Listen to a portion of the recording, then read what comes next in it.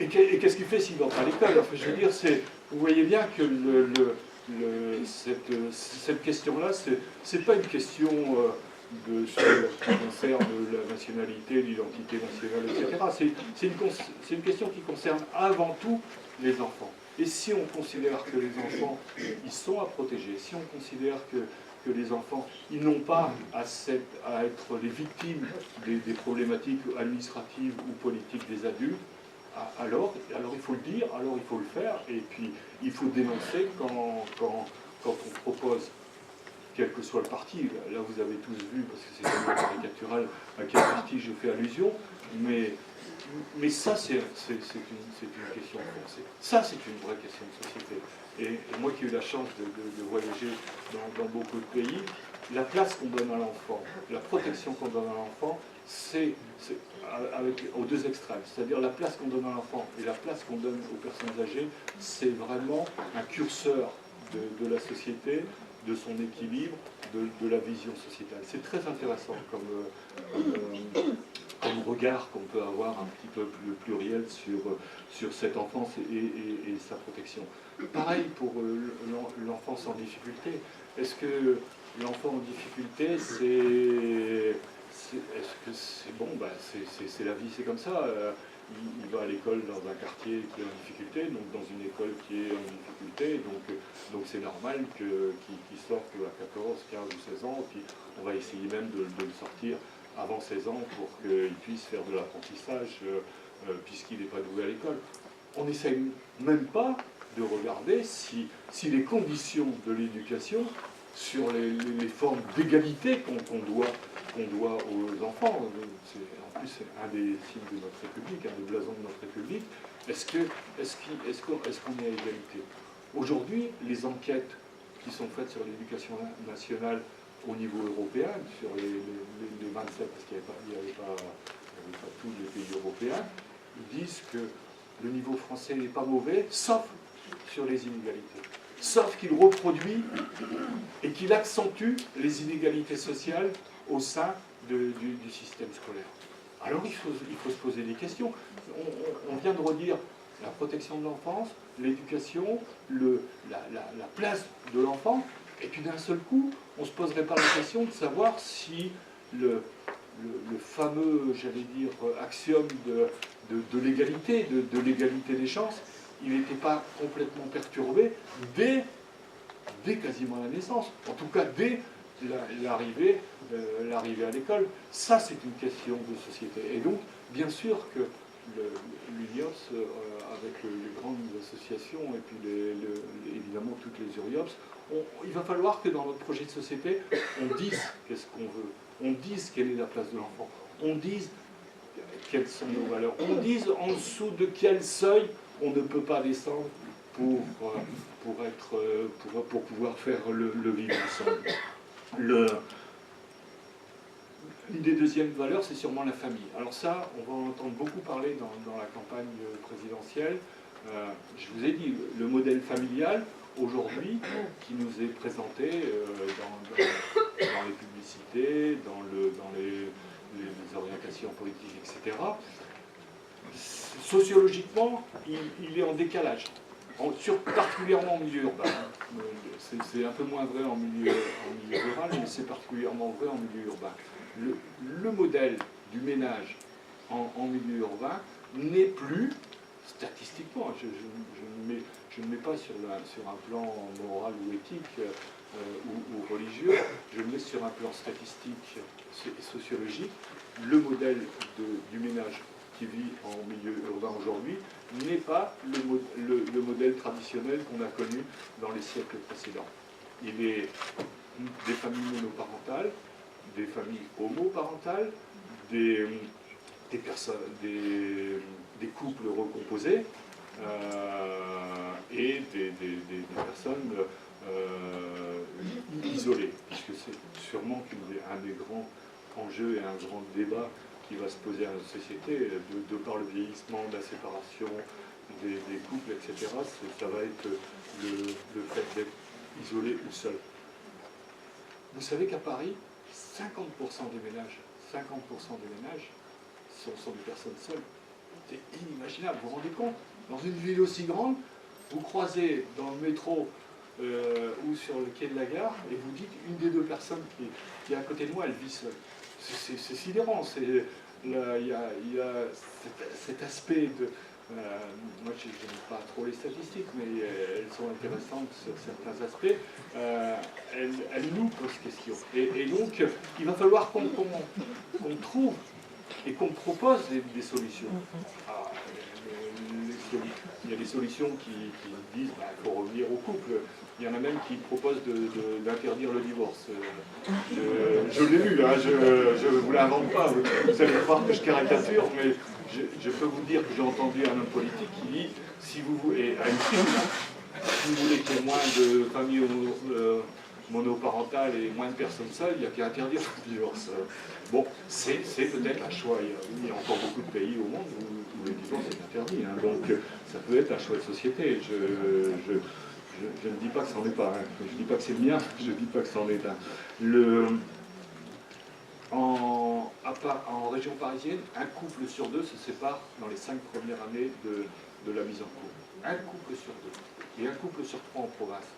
C'est-à-dire que là encore, le modèle familial qu'on a connu, que les siècles précédents nous ont transposé, ce modèle-là, il est extrêmement déstabilisé. Si vous avez une sur 3 ou une sur 5 où le couple se sépare, évidemment, vous créez soit des familles monoparentales, soit des personnes seules, soit des couples qui se recomposent. Et donc, il faut absolument intégrer ça dans l'évolution et dans les valeurs de notre société, les valeurs de réponse, pas les valeurs comme quoi ce serait une nouvelle valeur, dans les valeurs de la réponse que nous devons apporter. C'est la noblesse du rôle politique, c'est d'apporter des réponses aux gens qui vivent dans la société pour que d'une part ils vivent ensemble, pour que d'autre part les inégalités diminuent et enfin pour que chacun ait sa chance. Vous voyez que ces 3 aspects-là qui sont des valeurs fondamentales qui ne sont pas remises en cause, elles sont foncièrement remises en cause dans les pratiques politiques, y compris dans les partis. Donc, voilà, je suis venu vous bousculer, hein, je suis venu vous poser des questions, et après je suis évidemment ouvert au débat, mais c'est pas aujourd'hui que je vais vous donner les réponses, mais en plus elles sont très compliquées. Troisième grand aspect que je voulais voir avec vous, le handicap, la vision du handicap. On pourrait associer, mais c'est un peu différent, même s'il y a des pontages importants, des personnes âgées, en tout cas la perte d'autonomie, si on doit être plus clair. C'est quoi la vision de la société des personnes handicapées? Est-ce que c'est un pinceau parce que comme ils ne sont pas sur le même modèle, c'est malheureux pour eux, mais la société continue à avancer, donc tant pis s'ils restent un peu sur le quai de la gare. Est-ce que c'est... qu'est-ce que ça nous coûte cher d'adapter des escaliers, des ascenseurs, des trottoirs, etc. Qu'est-ce que ces personnes nous coûtent cher? Ou est-ce que c'est une vision qui partira à l'envers, et non pas de la statistique, de la loi du plus fort ou du plus nombreux, mais de la loi de l'humain qui dirait à quoi ils ont aussi droit, ces personnes, à quoi ils ont droit, quelle est leur vie si notre société ne les inclut pas, la fameuse politique inclusive, si elle ne reconnaît pas que le handicap est quelque chose qui peut être surmonté, au moins pour l'accès à la culture, au sport, à différents aspects de la vie de tous les jours. Si on ne retourne pas notre réflexion et qu'on parle de la loi du plus fort ou la loi du plus grand nombre, on n'est pas dans une vraie démocratie. Vous regardez la définition de démocratie des Grecs, qui sont quand même les inventeurs de la démocratie, c'était le pouvoir du peuple, à condition qu'on ait éclairé le peuple sur les enjeux. Parce que si c'est le plus fort, on fait de la sondocratie, là on en fait beaucoup aujourd'hui, où on fait simplement la majorité. Et la majorité, si on n'a pas une réflexion, si on n'a pas une acculturation à la problématique et aux solutions qui peuvent sortir, vous raisonnez très vite, à court terme, et c'est ce qui est en train de se passer. Christine parlait des SMS. Entre les SMS, les mails, les tweets, on est en train de réduire énormément la réflexion à 140 mots pour l'un, quelques phrases pour l'autre, ou des mini-articles qui donnent les faits, mais qui ne donnent pas d'analyse, qui ne donnent pas de compréhension. Et ça, c'est un vrai problème dans notre démocratie.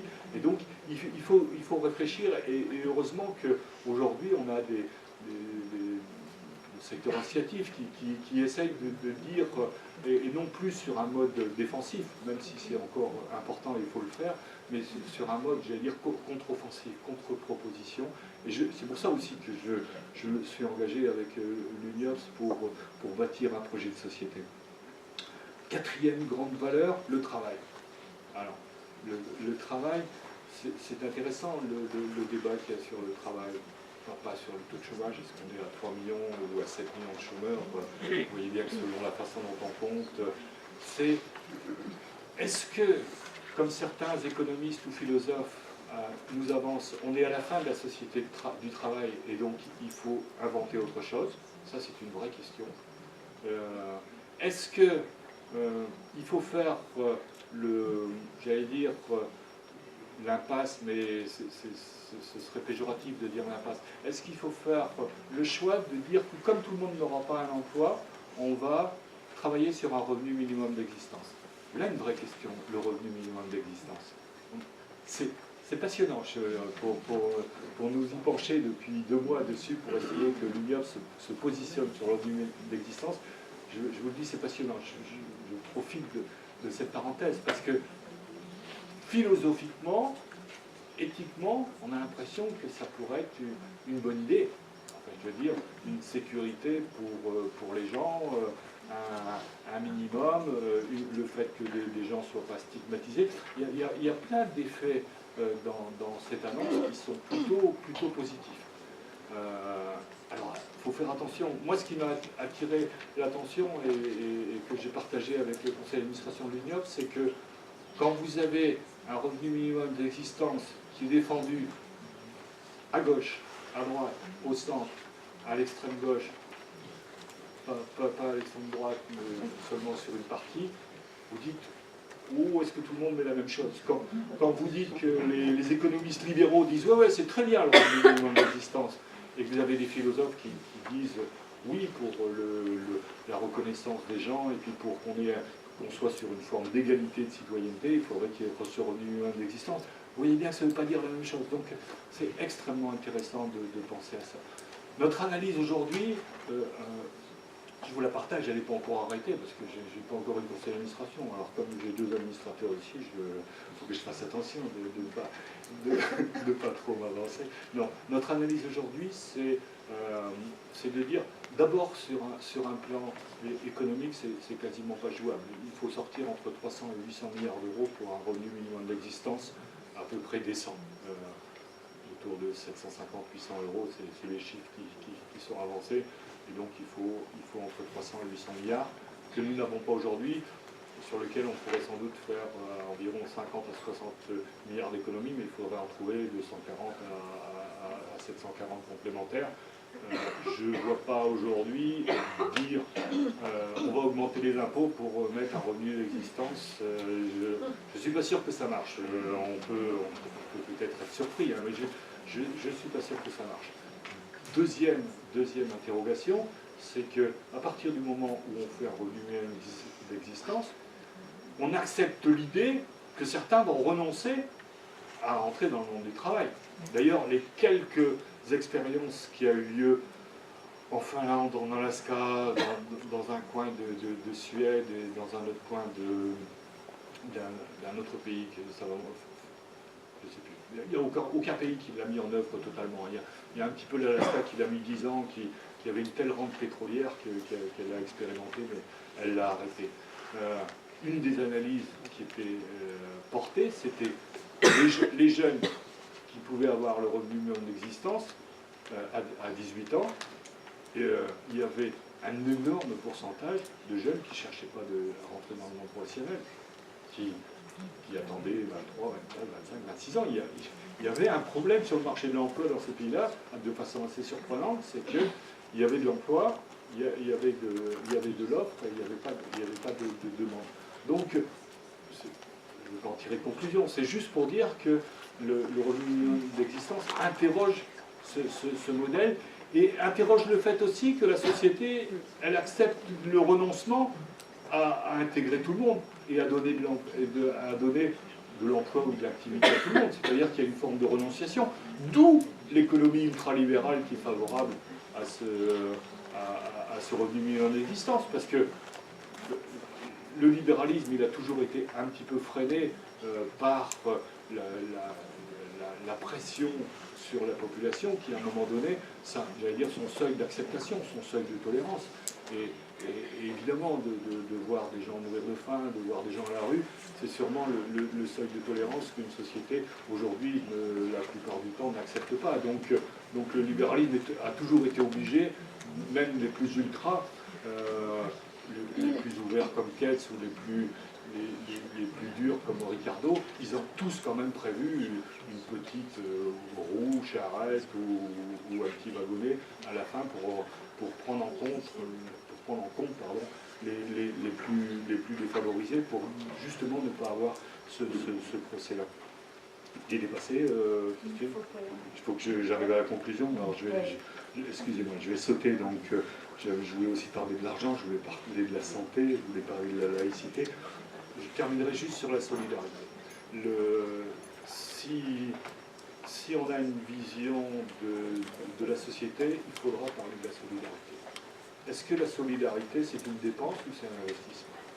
Est-ce que la solidarité, c'est quelque chose qui s'impose à chacun d'entre nous pour être sûr de vivre ensemble, ou au moment où on a soi-même des difficultés d'être pris en compte, ou est-ce que c'est uniquement cette voiture de secours qui rendrait acceptable le fait d'avoir une voiture ultra performante avec ce qui sorte le plus, et un transport en commun pour toutes les classes moyennes et les autres qui profiteraient ou pas de la progression économique. Vous savez, cette fameuse idée, alors elle n'est pas horizontale comme je vous l'ai dit, elle est plutôt verticale, de la montgolfière. Beaucoup d'économistes analysent l'économie du XXe siècle comme une montgolfière, c'est-à-dire quand l'économie monte, tout le monde peut en profiter, parce qu'on considère que tout le monde peut monter dans la nacelle à différents étages, mais tout le monde peut y monter. Et donc, c'est aussi le débat qu'on a aujourd'hui. On ne peut faire de la redistribution que si on a fait du gain d'argent. Et donc, on a cette vision thatchérienne ou reaganienne, Reagan, pas Reagan, qui est de dire faisons le maximum pour l'économie, peu importe que le taux de chômage, peu importe le SMIC, peu importe les difficultés de travail, parce qu'une fois que la machine économique aura été, on pourra faire de la redistribution. Ce qui est la théorie et l'économie, j'allais dire, libérale ou néolibérale. Si vous regardez dans l'histoire, elle n'a jamais vraiment été jusqu'à faire profiter. Évidemment que les sociétés ont évolué et ont profité d'une embellie économique, mais les plus pauvres, les plus loin, les plus éloignés, pardon, des classes dirigeantes ont toujours été à la traîne, ont toujours été sur la dérive et sur le bord, et de façon plus ou moins consciente, plus ou moins voulue, et plus ou moins assumée par les politiques. Je terminerai juste, ce sera une référence à mon ancien patron, qui était l'abbé Pierre. Il disait régulièrement à la fin de ses interventions, si demain on nous déclarait la guerre, on trouverait l'argent pour les armes, on trouverait vite de la solidarité pour être entre nous, on ne parlerait pas de problème de laïcité, de religion, et on se mettrait ensemble pour combattre l'ennemi. Et si on décidait aujourd'hui que notre ennemi principal, c'était les inégalités sociales et la pauvreté. On les verrait fort, je pense. Merci.